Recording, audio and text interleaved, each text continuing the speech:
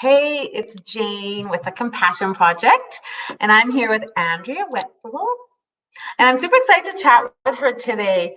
Yeah, because we all have our own story, and I just think it's interesting what she's dealing with. So she's from Keswick, Ontario, and Andrea is actually the owner of two businesses.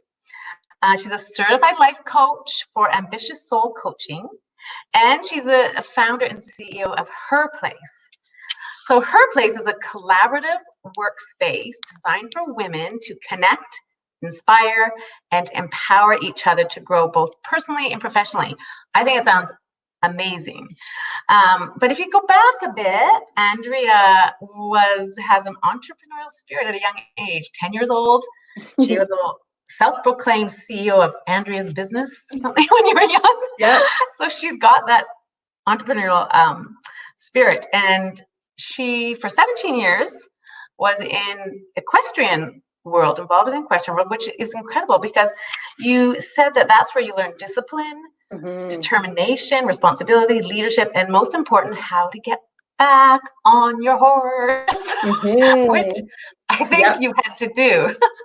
Yes, I'm in the midst of it right now. Yeah. So and then she worked for Lululemon for 5 years.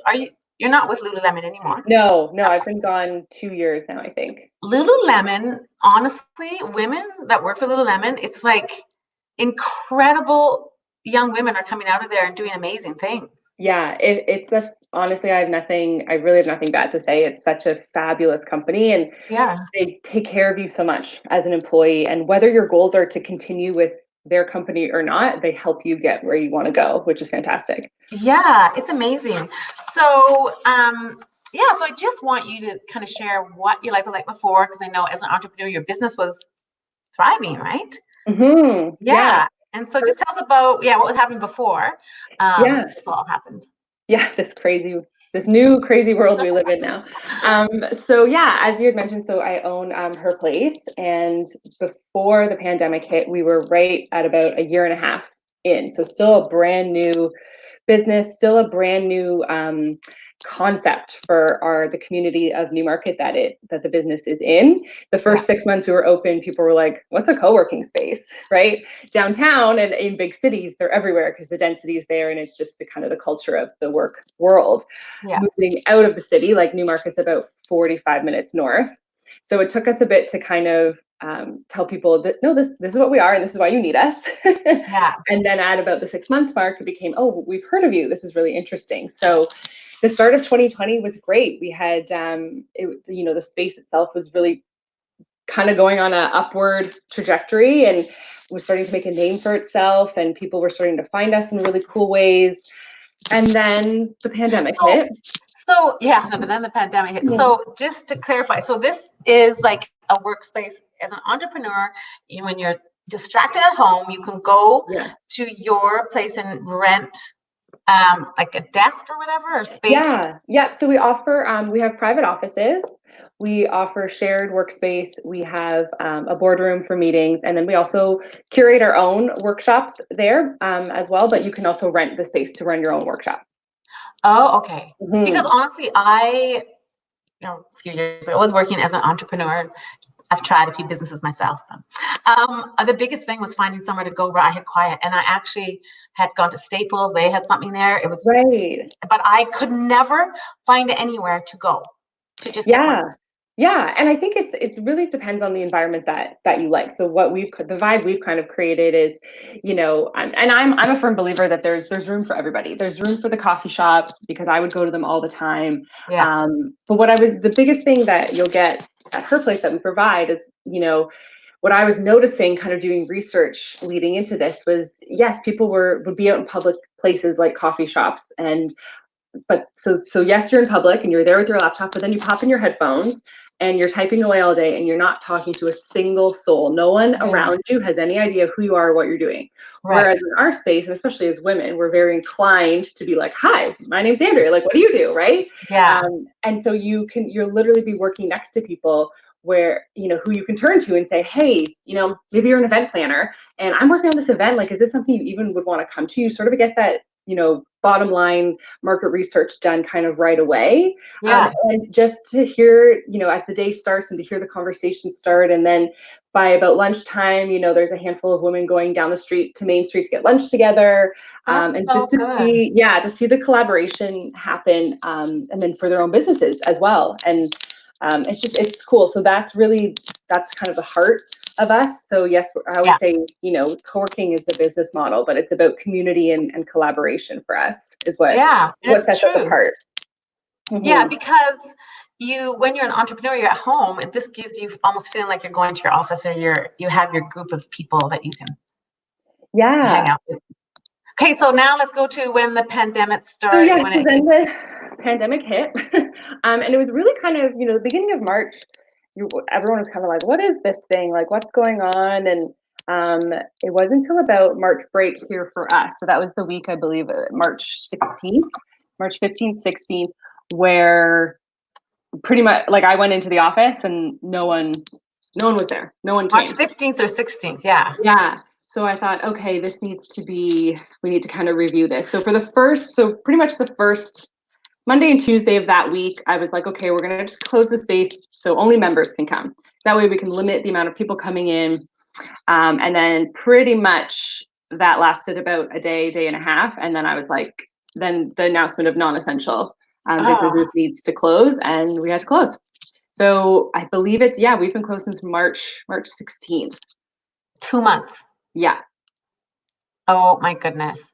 And how was that for you on a mental level? Like, how did you deal with that? Well, at first week. Yeah. At first when I was like, okay, we'll just close the space and only have members come in, I was like, okay, this is, I was really naive and thought this will be like 2 weeks. I really was. Like, we all thought that. I was completely naive. I didn't let myself watch a lot of the news or listen to things because I was like, this is 2 weeks, it'll blow over. It's okay. Yeah. It didn't blow over. No. So once I finally made the decision to like permanently close the doors to everyone, then it hit me really hard. So then I came, obviously then the next day I wake up and I don't have anything to do or anywhere to go. When did you close officially? Like, was it the 15th? It was the 16th. So when we fully closed to everybody. So the first week was really hard because now looking back, I understand that, it was essentially a mourning period. So the whole, what I had planned out for 2020 for the business overnight was no longer existent. Oh my goodness. Right? So that's a mourning period. And it honestly felt like a breakup those first few days. Like I was like eating bags of chocolate chips and I'm like, what is life? It would feel like that. Yeah, it was 100%. I was mourning because everything I had planned out just literally got like the rug got pulled out from under me, as a lot of businesses and entrepreneurs I know feel the same way. Yeah. And it took me a while because then I also saw everyone just what looked like perfectly transitioning online. And I was like, I can't stop eating this bag of chocolate chips. Like, how is everyone just like, oh, okay, I'll just do this. Right? Okay, I love that you said chocolate chips because that's my go-to. My husband knows. Yeah. If they're in the freezer, it's like, they're the best cold. Yeah, I know. But the thing is, and this is so important for everyone to know too, is that we all put on this image and we go out and it looks like everything's fine. But behind it all, there's always this struggle, and everyone has a story. And my favorite line is, what you don't know that you don't know about that. So you see everyone on, they're all just making it work, and they're struggling. Yeah. Yeah.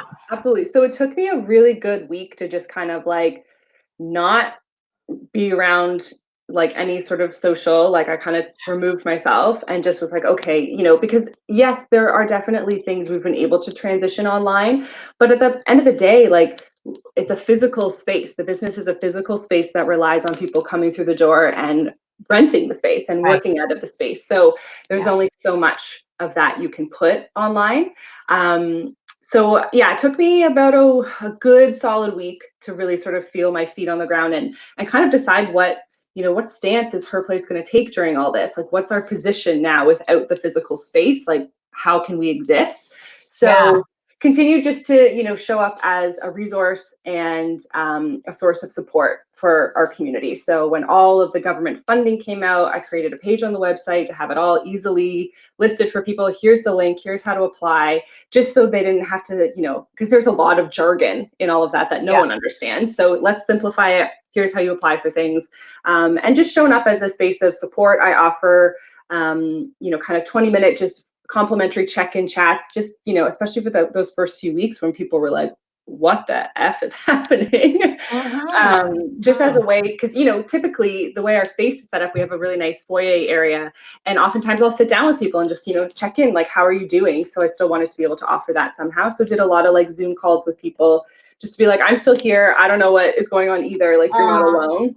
It's that being able to dig deep and be positive so you can be there for people when you're actually falling apart. Like, that's not easy to do. No, yeah. And I think what I love about the fact is it's just, we can all just be vulnerable in this because no one has answers. So however you're feeling, even, and then it was such a roller coaster of emotions. I don't know if you felt that, but some days I'm like, oh, I have all this energy and sure, I'll create things for whenever this passes. And then it's like 2 days and I'm like, I'm just going to binge Netflix for 24 hours a day. Like, it's I think so bizarre. It was like those first 2 weeks were confusing. I think even like for me, because like I was telling you before that things were happening in our life that I was like, oh my goodness. And we're just in that shock mode and thinking it'll pass. And then I feel lucky that I started the Compassion Project, because it's given me a purpose every day to share people's stories. And so that's kind of got me through the whole thing. Yeah. So you have done some things that are interesting though because I was looking, you did the virtual Her Place sessions. Yeah, so we have, so we curate our own educational series out of the space called the Her Place sessions. So typically it's in-person, workshops, that kind of thing. So I thought, okay, well, that's something we can shift online. Yeah. And I teamed up with a wonderful woman named Julie Thayer, who's part of our community. And she's just someone I admire and look up to, and such a ray of light. So we teamed up to do these together, and we offered a 4-part series, kind of just to sort of talk about everything that's going on.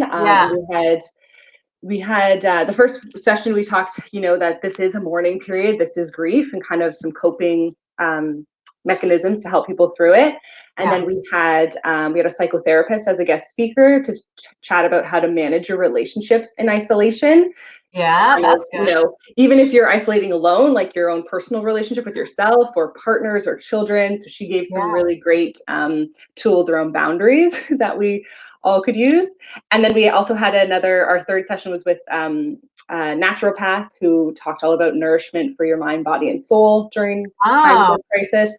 And then we rounded out the series with sort of navigate, just an open forum discussion about navigating what the future of business is going to look like, and just kind of share, and a lot of people sharing that as much as it's great and we want to kind of get back, the way the world is not going to exist anymore. We all know it wasn't sustainable, so we cannot go back to that.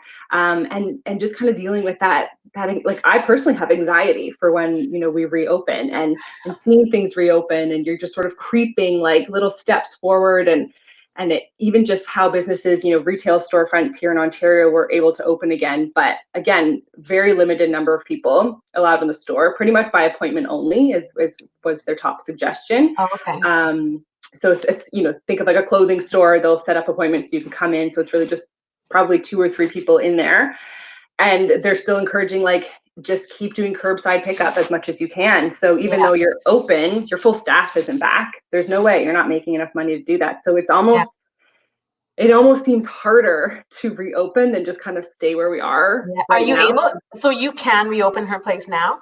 So because we're still considered non-essential because it's not under the retail sector. So in Ontario has like what they've announced, sort of like 3 phases of opening. So we're in the first phase now, and they're kind of going every 2 weeks and seeing what's happening. So I'm going to probably predict June for us. But even then, it will probably just be, so we have 4 private offices, and that people have their permanent business runs out of that office. So I'm assuming it'll probably just be those gals back at first, especially with, we're still under the 5-person social distancing, or no bigger groups than that. So but then that's a whole other, is that enough to be feasible? to have the space open. Like there's just so many What unknowns. do you see like a silver lining in this? Are you starting to see something? For myself personally, because the business it was so young still, I have been like hustling hard for the last 2 years. So this has been literally a gift of downtime because I have not taken a breath. On top of Wow. owning the space, I worked part-time at a gym just because, when you start out, you have no money. Yeah. And I own a home and I, have bills that don't seem to stop. So I was going full and, all by choice and I love it. But I was going full tilt for a Wow. long time. So yes, this has definitely been a gift of time. And what's great is it's allowed me to really kind of reflect and sit in and think about, what do I want for my life moving forward? As much as we don't have answers what that life will look like, what are things that I can kind of leave that weren't really serving me, and what are things that I want to take into this new chapter, really. Wow. You know what? It's so interesting because it really has given people a chance to go inward and to see what, like you say, what they need to let go of Yeah. that wasn't serving them. Because I think all of us were so busy, right? Busy being busy all the time. And so to be able to have that time to step back and reevaluate and be like, okay, I'm going to move forward in this way. Yeah. Because I think I read or something that you had been working like 14-hour days before this. I was like, what? Yeah. Crazy. I know. Yeah. So, yeah. So what is the other thing? Oh, there's another thing I saw, Boss Talks, Mastermind. Oh, yeah. So this is something that I teamed up to do with a good friend of mine named Carly. She owns a social media marketing and copywriting business in Newmarket as well. So Yeah. when I had opened her place, I knew I wanted to have a mastermind group run out of there, because I had been to some, and they were all just very like business, and you had to come with referrals, and it was like, okay, I get it. That just Yeah. wasn't my vibe. So I was kind of toying with how to do it, and Carly had just come back from a mat leave, and she was like, would you be interested in kind of doing one together? And I was like, perfect, yes, because she had been part of one that she really loved. It just kind of fizzled out. So we created what is now Boss Talks. And luckily, again, we've been able to take those virtually, which is perfect. But essentially, it's a mastermind for female entrepreneurs. And it kind of covers all aspects of being a woman in business. It's not, just about business. It's about you as a person and how you're leveling yourself up. And we take about 12 to 15 per group. And we take one person per industry so that there's no overlap, there's no competition. You can really get vulnerable and be raw. I always use example of like, if we had 3 real estate agents in there, say, and 2 of them are like, selling houses like nothing and you can't get a listing, you're not going to get the most out of the group because you're probably not going to share that. So we take one person per industry, and each week it's a 6-month membership. It's 1 hour a week, so 1 weekly meeting, and each week is a different theme or topic that someone from the group leads. So that way, it's not just me and Carly talking, endlessly every week. Yeah. You get to learn from each other, and it can be your area of expertise. We've also in the past had women take on a topic that they don't know, but they know they need to learn for their business. So they sort of teach themselves and then present to the group. And each week we start the meetings with an entrepreneurial win or learning that you had from the past week, because Win or learning. That's perfect. Because a week in entrepreneurial land is like a lifetime. Like so much can happen. Yeah. So a win or learning, and then we dive into our topic, and then we always close with it with an ask. So if there's anything that you have, maybe you're launching something, or maybe you just need a good landscaper, or an ask that you have in your life at that time, so we can all kind of keep our the collaboration going, and see who's like, maybe I know a great person to help you out. Let's keep this conversation offline. So we've Boss Talks had its 1-year anniversary at the beginning of May. And within that time, so within a year, we've run 4 successful groups. That's already. amazing. Yeah. So when things get back to a new normal, you'll be able to have your space, and then you might have all this other stuff online. So that's good. Yeah, yeah. I mean, it definitely, I, during this time too, I was like, okay, what are the aspects that I really love about the business? And Yeah, Boss Talks was one of them. So I'm like, let's just, going online with that had always been part of our plan for it. It just kind of got bumped to the yeah. forefront right We now. can put that, if there's a link for that, we'll put it in the comments too, for sure. We have Right? an Instagram for it. We're working on the website. Okay. Yeah. Yeah, so we can put that. And what about personally? Did you have to cancel any trips? Was there anything personally that you had to No, go I through? hadn't had much on the calendar this year, just simply because the business is still so young, and that was the focus. But we had a wedding in September that got postponed, as I'm sure a lot of people are dealing with. But Yeah. that was really it. So yeah, nothing. Although after this, I would love to take a trip, just like hole up on a beach somewhere, like I know. I think you we all know, do. Don't we all want to get on the yeah. airplane yet? But No, I know it'll take a while, but when you feel safe. exactly. All right. Well, that's amazing. Thank you so much for coming on. Is there anything else you want to share? Are you Oh, good? no, this was so great. I'm so glad we were able to connect. Yeah. So we will put any links in the comments and people want to check out. I have a lot of women entrepreneurs in my group, like Yeah. tons. So Yeah, I think for them to have even a space online, because that's that, even if you do Zooms and you can connect with yep, other women, it's so good. absolutely. So yeah, maybe they'll reach out to you then. Love it. Thanks, Andrea. That was Thanks, awesome. Jane. Okay, we'll sign off. Bye. Bye.